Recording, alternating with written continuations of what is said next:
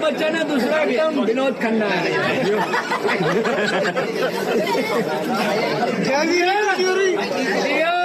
दोनों भैया, ये देखो पवन भैया और खेसारी भैया की जोड़ी सुपर हिट, सुपर हिट। यही प्यार है, यही प्यार है।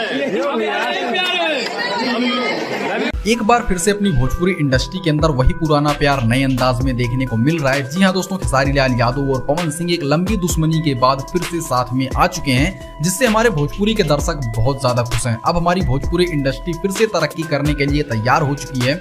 जी हाँ दोस्तों, हम आपको बता दें कल पवन सिंह का जन्मदिन था, तो उनके जन्मदिन पर किसी ने ये बातों को सोचा नहीं था कि खेसारी लाल यादव भी आएंगे, क्योंकि इनकी जो दुश्मनी थी वो इतना ज्यादा तगड़ी हो चुकी थी कि खेसारी लाल यादव और पवन सिंह एक दूसरे को देखना भी नहीं चाहते थे एक समय पर।